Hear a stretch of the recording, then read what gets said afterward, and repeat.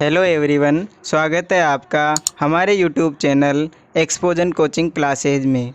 मेरा नाम है संजय कुमावत। आज हम आपके लिए लेकर आए हैं बायोलॉजी का बायोमोलिक्यूल चैप्टर। तो चलिए शुरू करते हैं। दोस्तों, आज अपन बायोमोलिक्यूल चैप्टर का अध्ययन करेंगे, जो कि नीट और अन्य प्रतियोगिताओं की दृष्टि से महत्वपूर्ण बिंदु है, महत्वपूर्ण अध्याय है। बायोमोलिक्यूल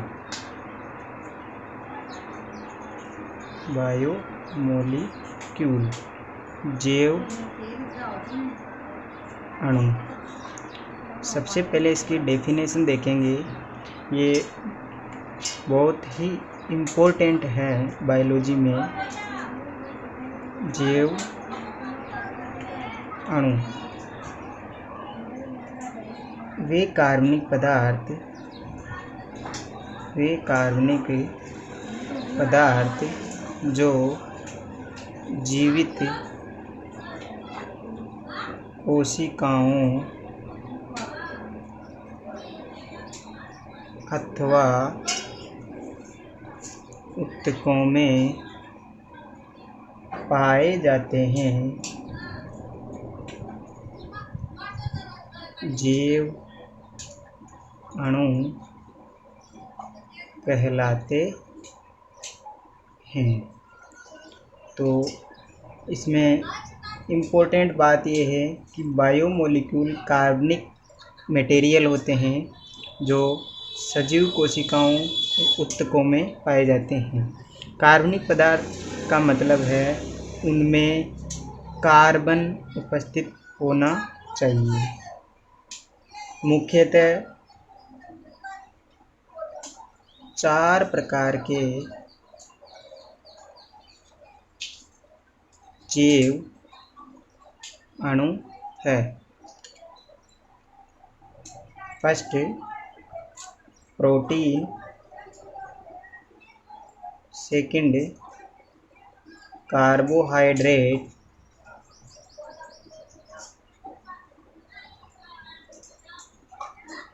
तीसरा, वसा। इसे हम लिपिड्स भी कहते हैं, लिपिड्स। चौथा है न्यूक्लिक अम्ल।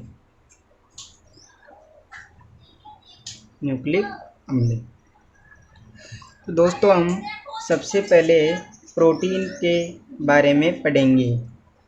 प्रोटीन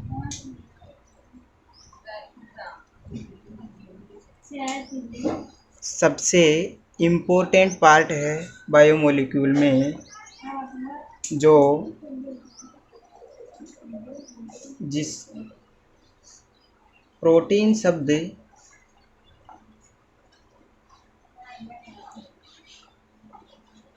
बर्जीलियस ने दिया।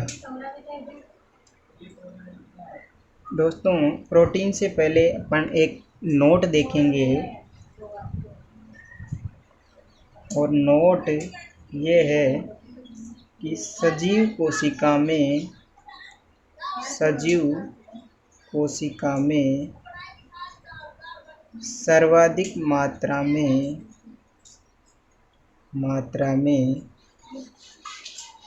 पाया जाने वाला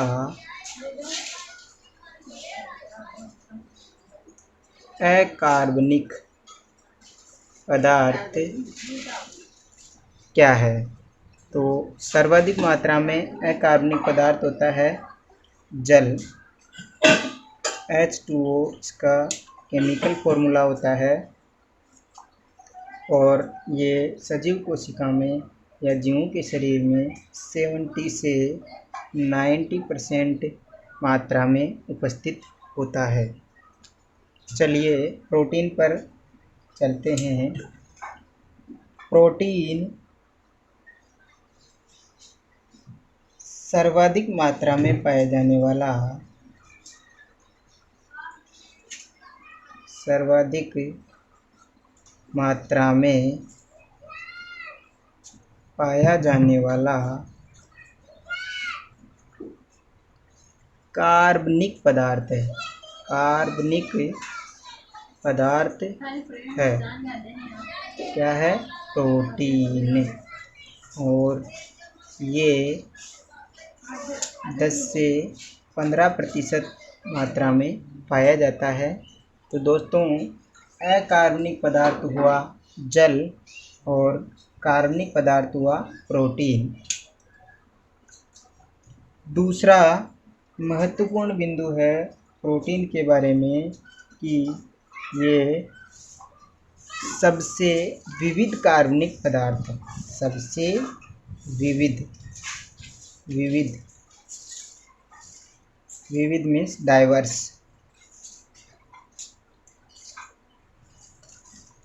सबसे विविध कार्बनिक पदार्थ है। विविध का मतलब होता है ये अनेक रूपों में पाया जाता है। जैसे शरीर में हॉर्मोन्स, एंजाइम, हीमोग्लोबिन भी एक प्रकार का प्रोटीन है जो O2 CO2 परिवहन में महत्वपूर्ण भूमिका निभाता है। और अन्य विविध रूपों में भी प्रोटीन पाया जाता है। अतः यह सर्वाधिक विविध कार्बनिक पदार्थ है। ये प्रोटीन एमिनो अम्ल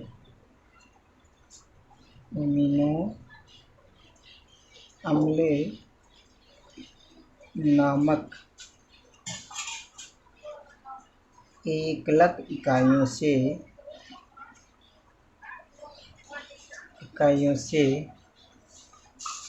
मिलकर बना होता है।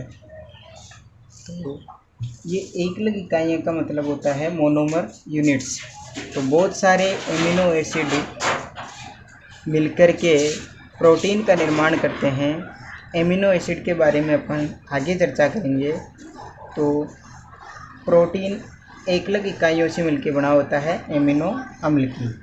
और एमिनो अम्ल प्रकृति में 20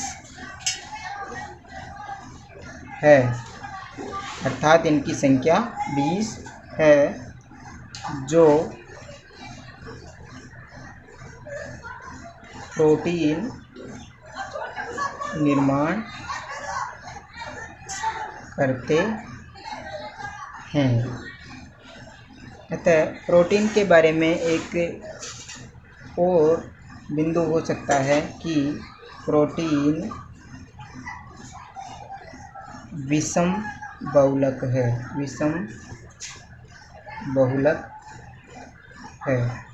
विषम बहुलक मीन्स एमिनो अम्ल संख्या में उपस्थित है 20 और बहुत सारे एमिनो अम्ल जो 20 एमिनो अम्ल है वो मिलकर के अलग अलग एमिनो अम्ल मिलकर के प्रोटीन का निर्माण करेंगे।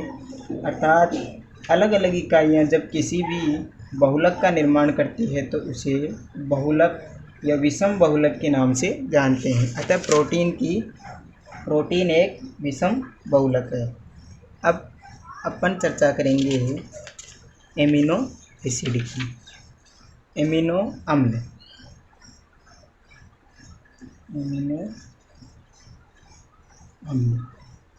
इसे शॉर्ट में अपन लिखेंगे ए। ये प्रोटीन की आधारीय इकाई कहलाता है। अर्थात एमिनो अम्ल को अपन प्रोटीन की आधारीय इकाई कह सकते हैं। प्रोटीन की आधारीय इकाई। अब एमिनो अम्ल का सबसे पहले अपन फॉर्मूला देखेंगे। तो एमिनो अम्ल एल्फा कार्बन, एमिनो अम्ल की संरचना में एक एल्फा कार्बन होता है जिसे हम सी एल्फा से डिनोट कर रहे हैं। इसके एक संयोजकता अम्लीय समूह जिसे एसिडिक ग्रुप के नाम से जानते हैं इससे पूरी होती है। दूसरी तरफ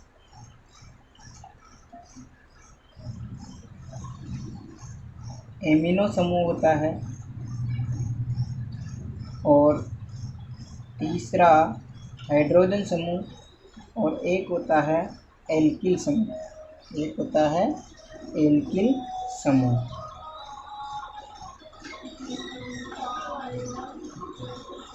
दोस्तों कार्बन की 4 वैलेंसी होती है जो 4 समूह द्वारा पूरी कर दी गई है और ये एक एमिनो अम्ल का फॉर्मूला हुआ। अब R समूह को प्रतिस्थापित करके अपन अलग अलग एमिनो अम्ल प्राप्त करेंगे।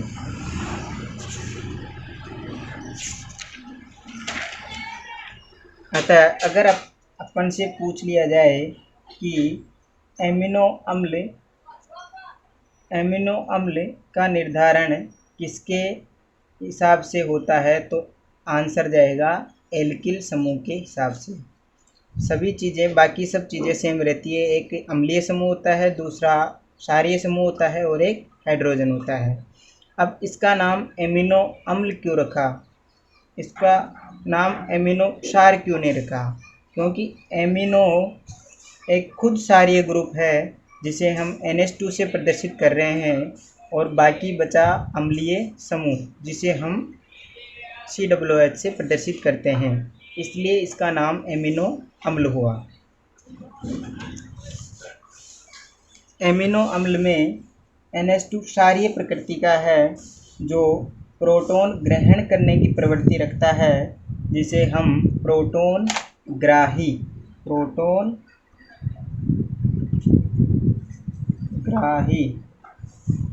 समूह कह सकते हैं। और ये H+ देगा या हाइड्रोजन देगा, प्रोटॉन देगा, तो इसे हम प्रोटॉन दाता समूह कहेंगे। अब NH2 समूह प्रोटॉन ग्रहण करेगा और COOH समूह प्रोटॉन देगा। इसकी अगली स्टेप में अगर हम देखें तो इस अल्फा कार्बन से COOH समूह एक हाइड्रोजन देगा, इससे इस पर नेगेटिव चार्ज आ जाएगा और उस हाइड्रोजन को एमिनो समूह द्वारा ग्रहण कर लिया जाएगा, जिस पर पॉजिटिव चार्ज आ जाएगा और बाकी चीज़ें वैसे की वैसी ही रहेगी। हमें एक नई चीज़ मिली, यहाँ पे आयनिक रूप मिला इसका एमिनो अम्ल की संरचना का, जिसे हम ज्विटर आयन के नाम से जानते हैं। Zwitter ion. COOH समूह प्रोटॉन देता है और NH2 समूह उसे ग्रहण कर लेता है, जिससे COOH समूह पर माइनस चार्ज और NH2 समूह पर प्लस चार्ज आ जाता है। ज्विटर आयन एक आयनिक संरचना है एमिनो अम्ल की, जिस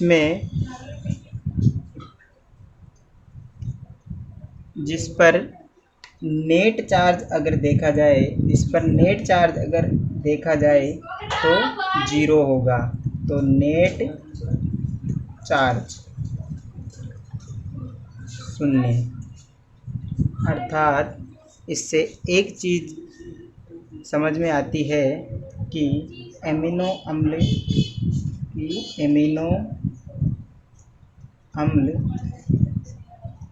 उदासीन होता है।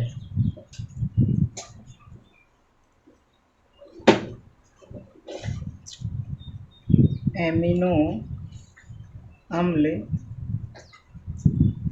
जब अम्ल व क्षार दोनों के रूप में कार्य करता है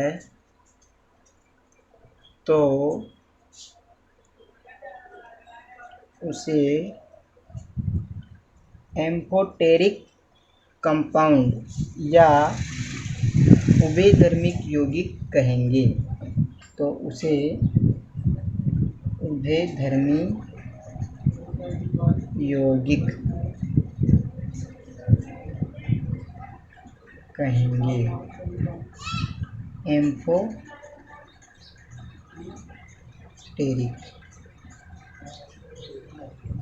अब एमिनो अम्ल प्रोटॉन की आधारीय इकाई है, जिसका बेसिक फॉर्मूला होता है ये। इसमें एक COOH समूह होता है जो प्रोटॉन दाता के रूप में कार्य करता है, और एक NH2 समूह होता है जो प्रोटॉन ग्राही समूह होता है। एल्किल समूह के हिसाब से एमिनो अम्ल विविध रूपों में पाया जाता है। इस 20 प्रकार के एमिनो अम्ल बताए गए हैं प्रकृति में। COOH ग्रुप H+ देगा तो इस पर नेगेटिव चार्ज आ जाएगा, और NH2 समूह उसे ग्रहण करेगा तो उस पर पॉजिटिव चार्ज आ जाएगा, और एक आयनिक रूप प्राप्त होता है जिसे हम ज्विटर आयन के रूप में जानेंगे। नेट चार्ज इस पर 0 होगा। अब एक बिंदु आता है समविभव बिंदु। समविभव बिंदु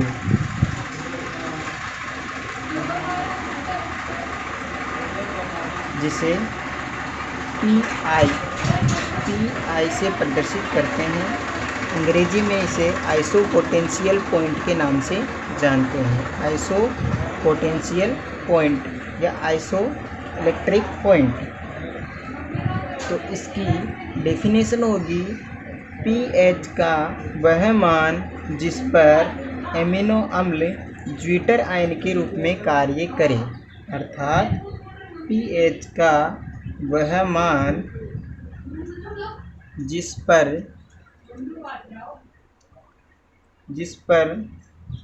एमिनो अम्ल ज्विटर आयन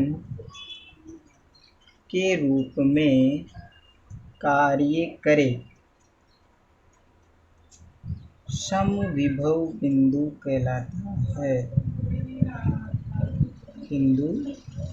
कहलाता है। अर्थात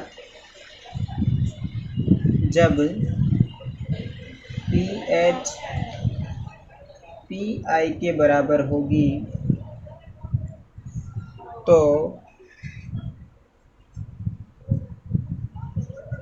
वह ज्विटर आयन होगा।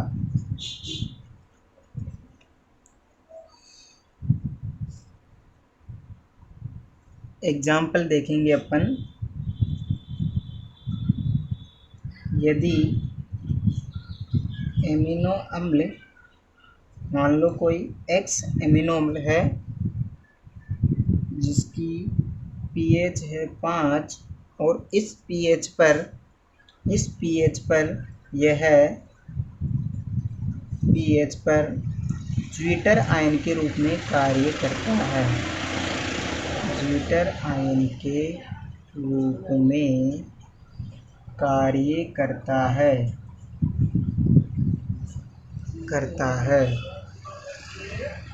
तो PI का मान कितना होगा? तो दोस्तों अपन ने अभी पढ़ा कि जब एमिनो अम्ल ज्विटर आयन के रूप में काम करे तो उसकी pH PI के बराबर होगी। तो यहाँ पे इसका आंसर हो जाएगा PI बराबर 5। क्यों? क्योंकि ये ज्विटर आयन के रूप में काम कर रहा है, और ज्विटर आयन के रूप में जब कोई एमिनो अम्ल काम करता है तो उसकी pH और PI अर्थात समविभव बिंदु दोनों बराबर होते हैं। अब आज अपन ने जैव अणु की डेफिनेशन पढ़ी, उसके 4 प्रकार देखे और प्रोटीन के बारे में डिस्कस किया। तो आगे के लेक्चर में अपन एमिनो अम्ल के बारे में और आगे पढ़ेंगे, पेप्टाइड बंध के बारे में पढ़ेंगे और एमिनो अम्लों का वर्गीकरण देखेंगे। धन्यवाद। तो ये था लेक्चर नंबर 1, अगर वीडियो अच्छा लगे तो लाइक करें, चैनल पर नए हो तो सब्सक्राइब करें। और अगर आपका कोई फ्रेंड है जो नीट की तैयारी कर रहा है अथवा बोर्ड की तैयारी कर रहा है और कंटिन्यू रखना चाहता है तो उस तक वीडियो को शेयर करें। मिलते हैं आपसे अगले लेक्चर में, तब तक के लिए bye bye and take care.